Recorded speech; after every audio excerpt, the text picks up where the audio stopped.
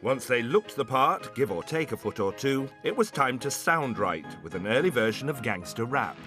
You know something? You look like you put your face on backwards this morning. You've got too much mouth, Mac. So I'll tell my dentist. There are some very good lines in Bugsy Malone. Can I give you a lift? Got a car? No. So how you gonna give me a lift, Buster? Stand me on a box? A lot of them are funny, and I think the person who got some of the best lines was Jody. Hey, Fizzy, will you cut the ivory and hit the shoe leather? Oh, they were brilliant. I loved them, and she just delivered them just perfect. There were some good lines I had in As Tallulah. All right, I'll go manicure my gloves. My voice was very, very sort of sultry and dark. I like my men at my feet. I like my men at my feet. That was another one.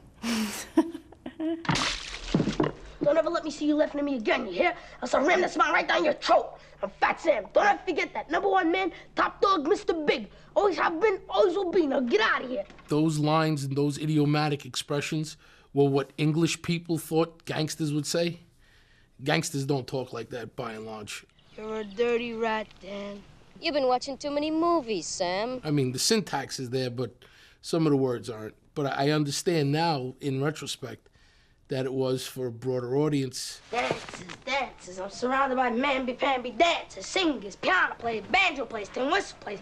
Time when I need brains, you hear me? Brains. I'm surrounded by dancers, mamby-pamby dancers, singers. Nobody uses mamby-pamby in Brooklyn. That doesn't go over too good.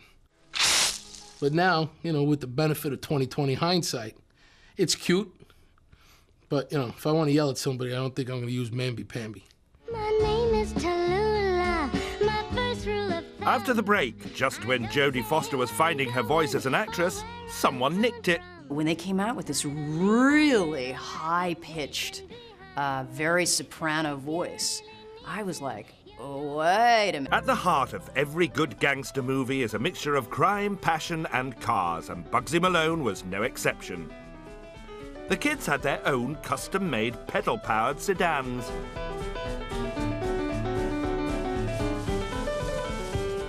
When we first saw the cars on the set of Bugsy Malone, we couldn't believe it. We couldn't wait to crawl all over them.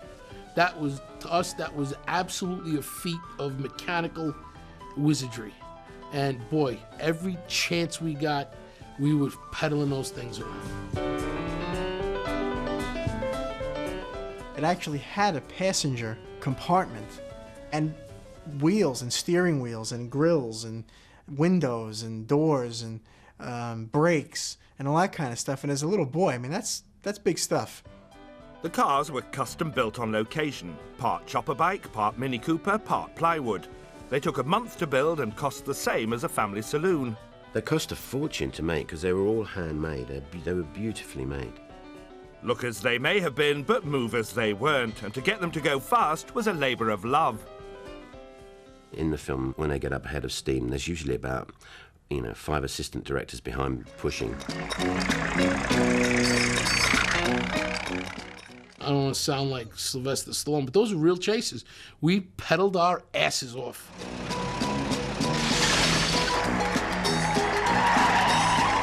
When one of the cars, the Dandy Dan's cars, broke through the fence and landed in the water, that was absolutely real. Stop, put the brakes on that! Put the brakes on! We broke through that barn, the chicken house, a few times. This is the channel! That was the first line I'd ever sort of rewritten in a movie. Because Alan came up to us and said, what would you say here to get rid of these chickens? And John said, get out of here, you dumb clucks. And I said, go cock-a-doodle-doo somewhere else. Get out of here, dumb clucks. Go cock-a-doodle-doo somewhere else. Hey, Bugsy, treat yourself to a new suit. Like every good gangster, Fat Sam had his henchmen, but his were a bunch of half-wits. What have you got to say for yourselves, you bunch of dummies? Call yourselves hoodlums? You disgrace to your profession, you hear me? Disgrace. And most of all, disgrace to me, Fat Sam. Playing Fat Sam, John Cassisi went method, to the extent of making his sidekick Knuckles' life a misery. And don't do that, Knuckles. Sure thing, boss. John Cassisi was so much like Fat Sam that you thought of him as Fat Sam when he was off the set. But Pet Canary's got more brains than you great dumb salami! Funny thing with John was he did actually used to bully Sheridan, who played Knuckles. What you saw on screen actually used to happen off screen. Or he used to pinch me or punch me or just in joking or say, "Hey, Knuckles, come over here." To the boys, he really was the Don. Tell me, what's funny? Even though he was the same age as us, he always seemed like my dad.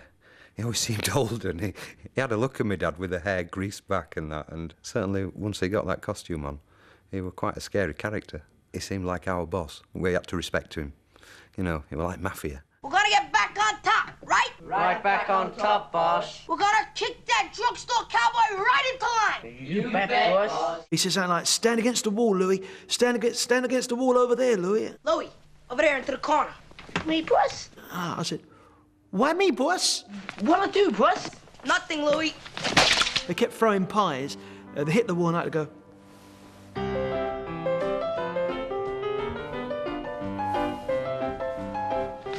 I just remember that them keep sort of lining up these pies, a pie against the wall,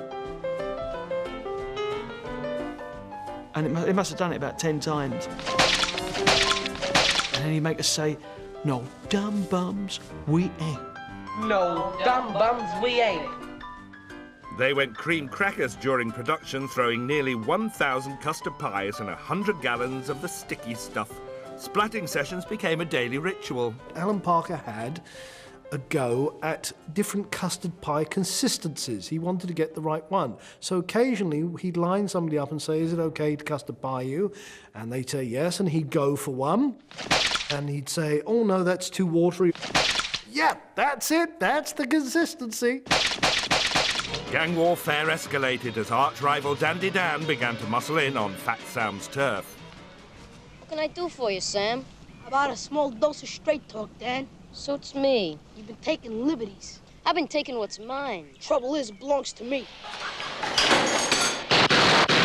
His method of mess destruction? The splurge gun. It was hitman heaven, but developing the weapon had special effects men whipped into a frenzy. The first model fired wax bullets filled with cream. Delicious, but deadly. I tried it out on the production manager, and I took the gun with the wax ball and I fired it at him. First of all, I think it knocked him out. He smacked him in the face. He had like a gigantic red mark for about 3 weeks later. So we realised that was never going to be able to be used.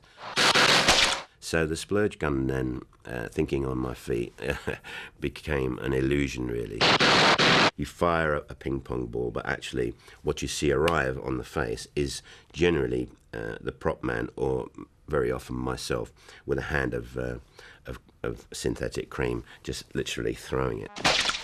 And we just sit there and just to shoot him at nothing. Oh, we love them. The boys that are shooting, their whole attitude changes once they're carrying those guns. It's all of a sudden, it's like this real serious thing going on, and they're acting like tough guys.